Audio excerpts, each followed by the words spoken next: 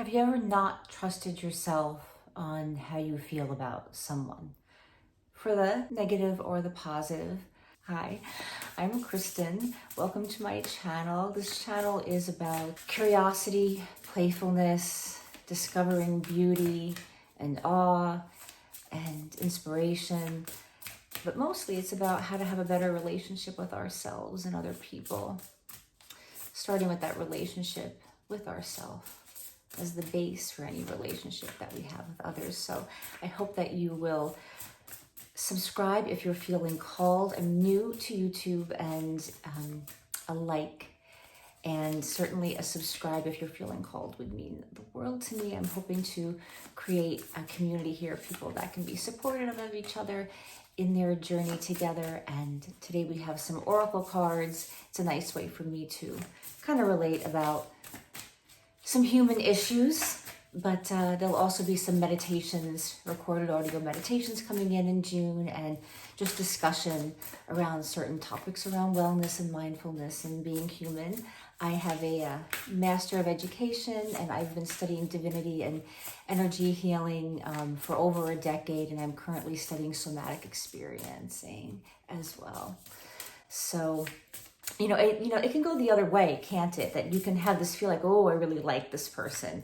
And this often can be, when there's that chemistry, with someone that you really like, and it's maybe they're just not your type. They're just not the person that you would go for. They don't look like quite the person that you would normally want to be with, but there's this just ease. There's this lack of tension. There's this really feeling like that you can be yourself. And I think mostly when you feel like someone is listening to and adjusting and aligning to what you need, and you're naturally doing that for them.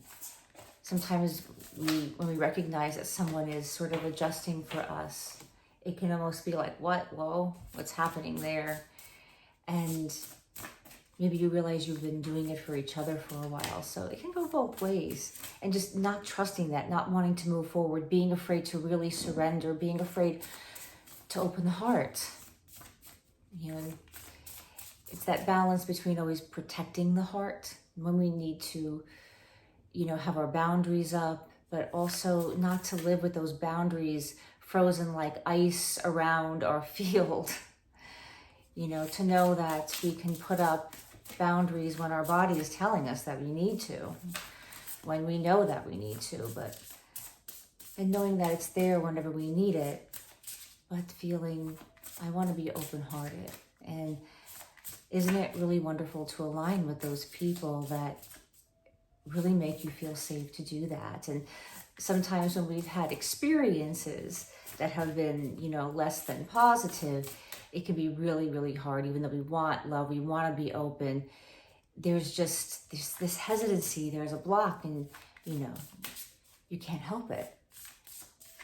But to maybe surrender to seeing how people have adjusted themselves to your needs.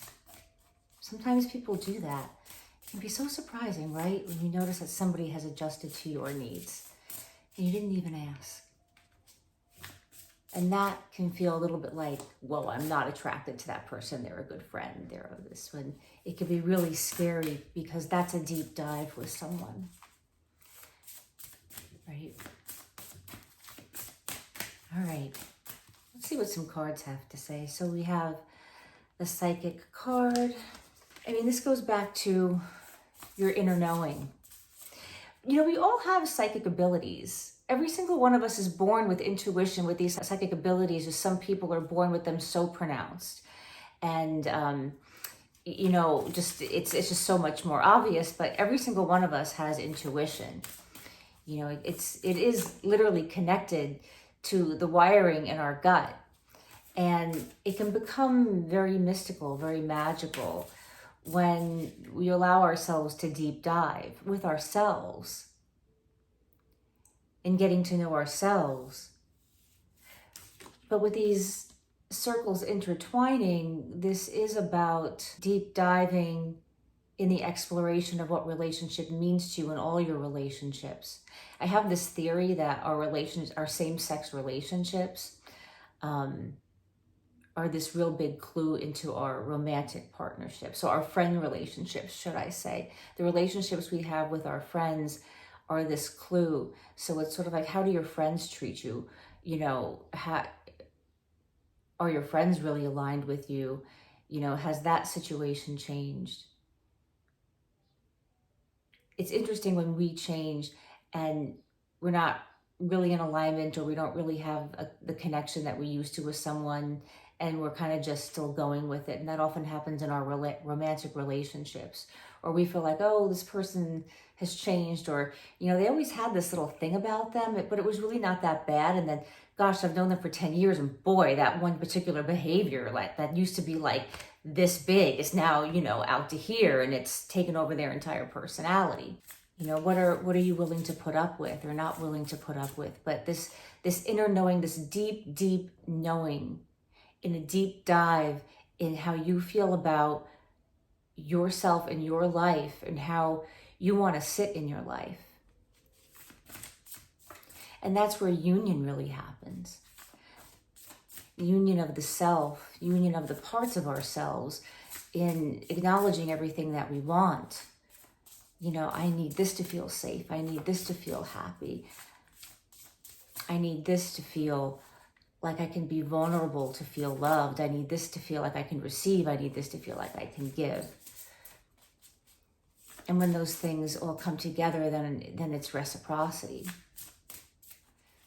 But with that psychic card, you know, it's the mysticism. It's the esotericness. It's the looking into something a little bit alternative about, you know, an area of your life, or a person of your life in this instance, a person in your life that could be a little bit different, and yet has been exactly what you're looking for your whole life.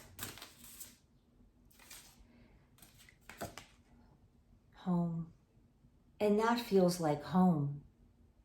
The home within. Are you home within yourself? What makes you feel home? And we're part of a community, a spiritual community, a meditation community, and it just makes me feel like I'm home when I'm there. Like and in feeling that, oh, this feels like home, this feels good, I was able to discover what feeling home within really feels for myself through experiencing it in this community, because I don't know if I really understood what home meant to me. And for me, it means, you know, intertwining all the different things that I like, and not feeling like I have to separate this with this community and that community, and this is only for this, and, you know, these people only like that. I like to be with people that, you know, they like to weave. What do you need? What makes you feel like you're home? What makes you feel like you're home within yourself? And that comes to the soulmate.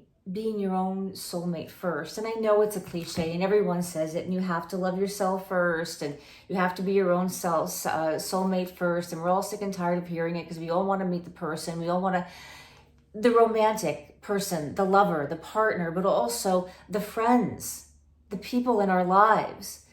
But we can't get around going through the tunnel and walking into the light of how you feel about yourself and your relationship with yourself. And do you love yourself? And it's okay. Today, I don't feel like I love myself, or I'm going through a stage where I don't know how. I mean, I love myself, but I'm having problems liking myself, or I love myself, but I'm feeling stuck. And if you can accept those things within yourself, you can accept them with others, of course, but others can accept it within you. If you can feel and get comfortable with your own vulnerabilities, somebody else can then feel comfortable with your own vulnerabilities. And as a matter of fact, that person will probably think that those vulnerabilities and those scratchy parts of yourself, the parts that you might think are boring or ridiculous or not attractive, they think that they're super attractive, because it's a part of who you are. So what do we need to accept all of those parts within ourselves? And I think that's a big question and a big journey. What kind of help might you need?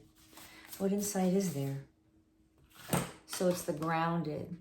You know, here's an anchor, and I think of anchors, and I think of ships, and I think of the ocean, and the tides and the cycles and how the moon is connected to the ocean and the cycles of life. And the waves come in and the waves go out, and the people come in and the people come out, and they go in and they go out. You know, and people are in our lives for a season or a reason, and it can be disappointing, upsetting, depressing, frustrating when people come in and they come out, or when someone that you felt a certain connection with just, you know, it wasn't quite a real connection there. It wasn't a grounded connection in one way or another. And this can all feel very emotional. And when we do feel at home within ourselves and we can feel home within another, it can feel unstabilizing. It can feel very unstable. So it's this finding of this inner resource, this groundedness that you have within yourself, that you're okay to be vulnerable with someone else. It's okay to be emotional. And can you accept and be okay with your own emotions, honestly? I feel like pulling one more.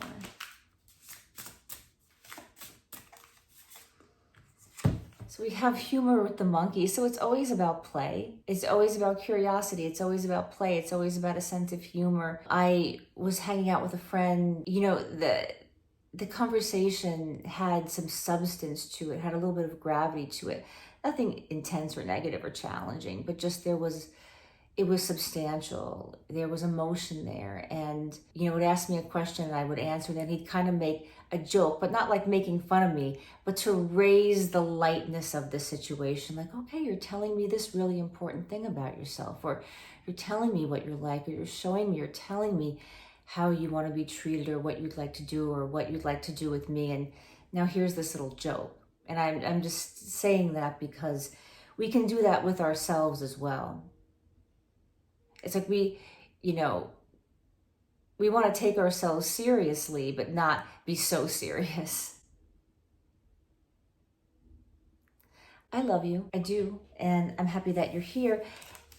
If something resonated, please let me know in the comments below what exactly resonated with you, because I would love to share with you in your insights and any personal growth. I hope that you will return. I will be back soon. Don't forget to subscribe if you're feeling called, and give me a thumbs up, and I would appreciate that. Mwah. Bye.